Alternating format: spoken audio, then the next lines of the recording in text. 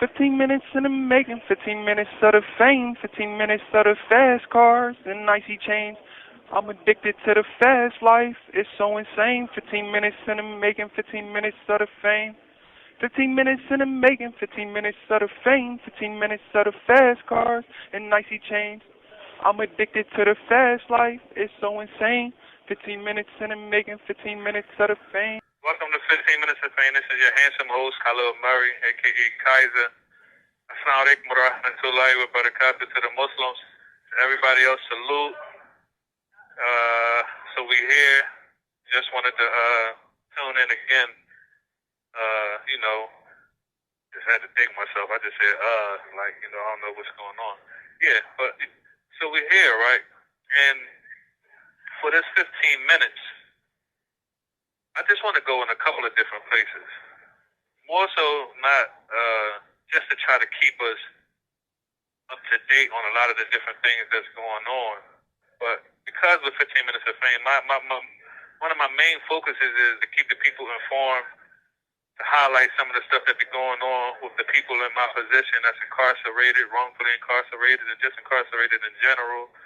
A lot of things that's going on, with the times and, the different things that's up to date. And also, too, just to, be an advocate at sometimes and a journalist at sometimes for the people who might not be in a position to be up to speed on a lot of the current events that's going on. And it was something that I seen the other day that I thought people might be interested in and kind of shocked me a little bit. I seen this something where it was on Good Morning America, right? And they were talking about these non-stick pans. And they were talking about all of these harmful chemicals, pieces that come out of these non-stick pans when they're in, and how all of this stuff, these chemicals, and listen, and when they're in use, they said these thousands, and you can Google this. Anytime I bring you any kind of information, I'm going to bring you some factual information that I've seen from who I assume are doing surveys and scientists and things like that. But they said thousands of tiny particles and harmful chemical particles coming from these non-stick pans are coming out and they're getting into the food. And of course, and I'm sure that a lot of people, of course, a lot of the cookers, and now we're living in a time where people, they actually call themselves foodies and cooking and preparing food. Like, this is a big thing. We see all the cooking shows. People got the food trucks. People, doing all kind of cooking shows at their houses, things like that. So cooking is a big deal. And the way that we see things going on this day with the cancers, right? Like, for example, right now, a lot of children are getting sick due to this respiratory issue that's spreading across the country like crazy. And what I find funny is that the way that it's sweeping across the country, it ain't like, for example, like it was at one minute it was on the West Coast, and then now they done swept all the way across the country. And you have to wonder, like, how is it hitting these children like this? What are the children doing, or what are the children being exposed to for it to be hitting them like this? Because is it airborne? Like, in what way, in what shape, in what way is it coming to hit the children, to hit the kids? Now, they're saying that the hospitals are packed right now to capacity, because of this RSV with these children, right?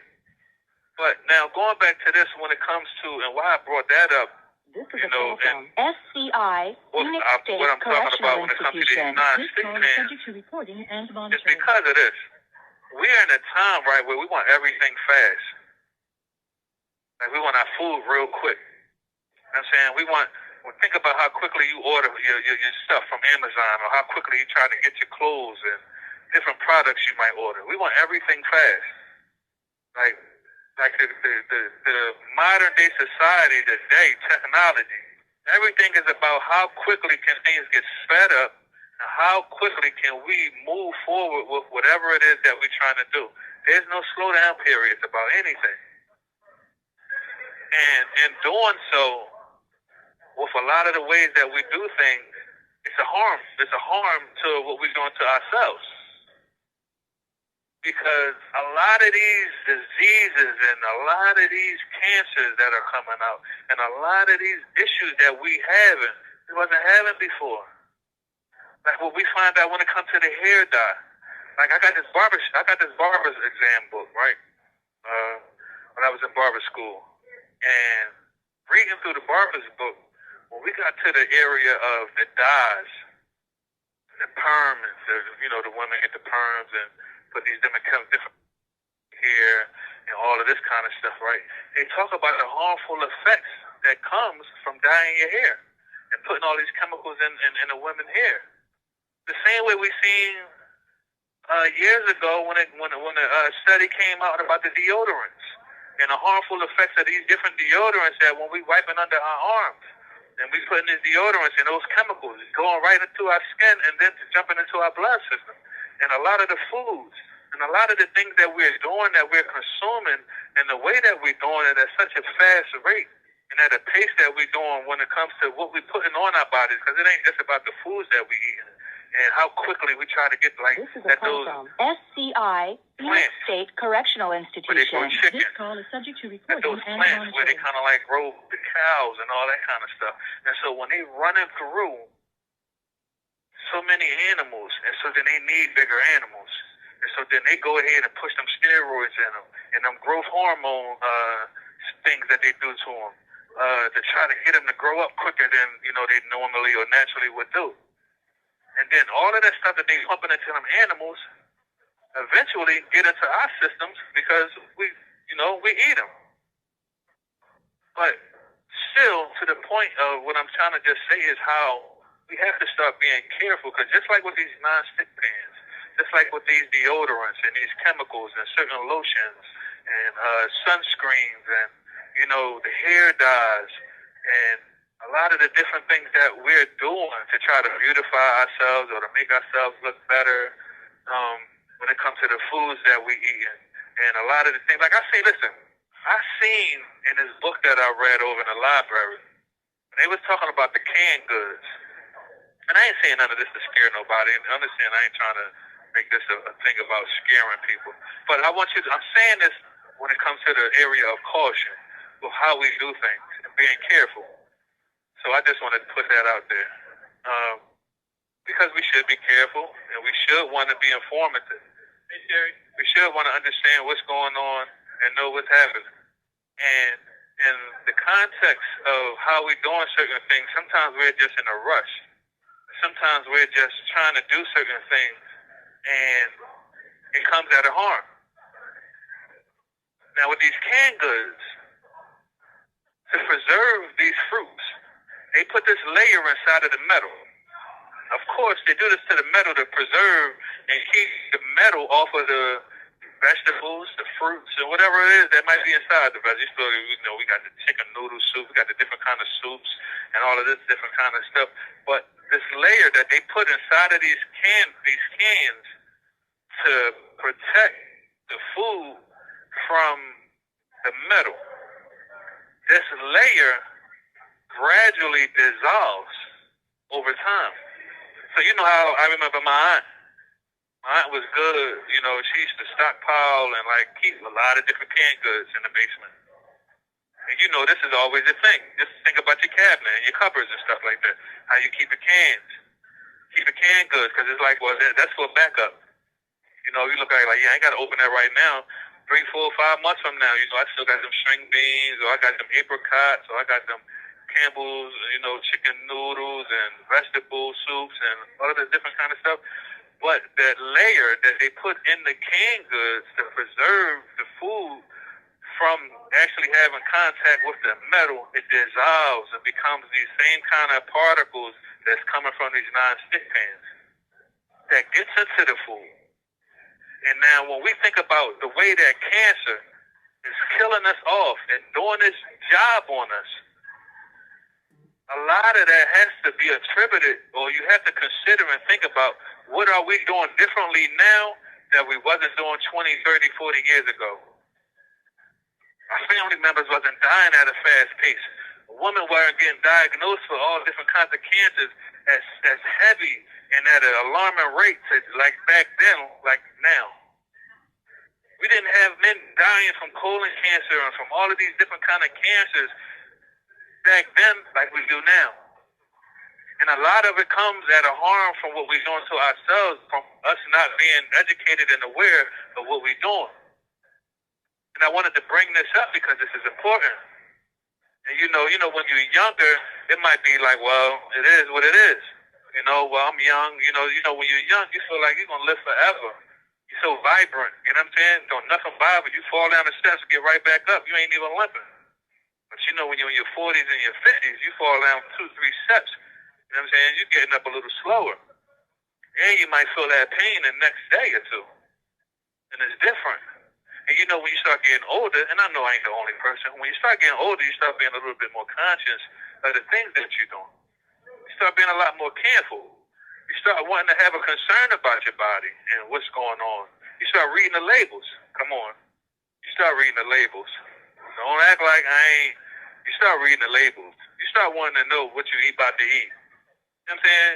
You ask people that might be preparing some food for you. What's in that?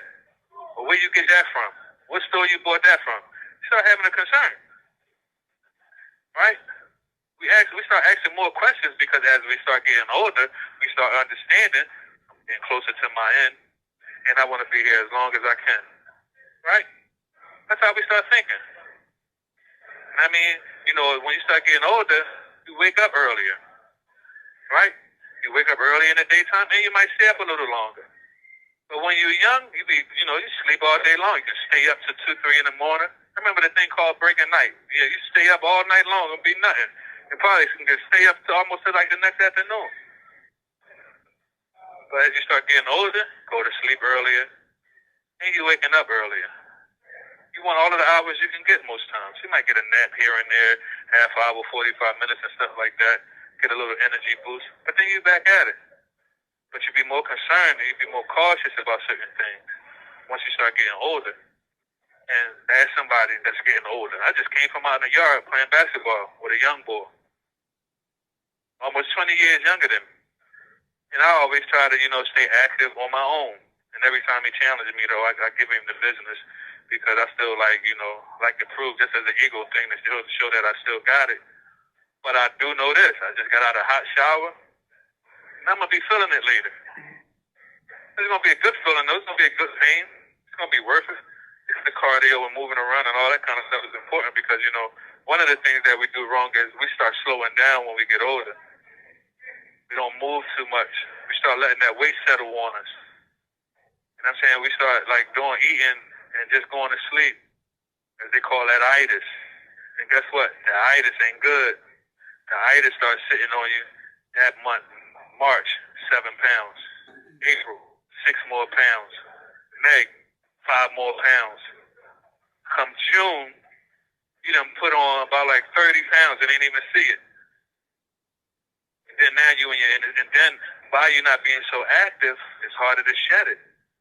So then you do that whole year like that. And then the next year, do the same thing. And without being active, this is how that weight gets sitting on us. And this is why a lot of us are having a lot of joint pains in our knees, in our waist, in our ankles. Because all of that heavier weight, all of that mass, that body mass that start pressuring on those bones. And this is why the bones start rubbing together. So you have to remove that weight to ease that tension. And I don't mean to be sounding like a doctor, but I just wanted to give a lot of this up because it's important for us to be in a position, if you want to preserve yourself and to get as many years as you should be getting from yourself. You know what I'm saying? Because as you get older as a parent, and then possibly as a grandparent, you want to be able to be around and do certain things. You have 1 minute left. Ain't no telling how Becky with the nappy hair look. She might look like a weeble wobble. She always cutting in on somebody's phone time, got something to say, telling somebody when it's over. But it's over. So y'all heard Becky with the nappy hair. She said my 15 minutes of fame is up. I hope y'all enjoyed this episode, and I hope y'all got something from it. I hope it provoked you to maybe start doing a little bit, maybe to get you off your feet, maybe to get you to go ahead and read some labels and figure out what you're doing with yourself. Maybe go back to the old pans if you got them.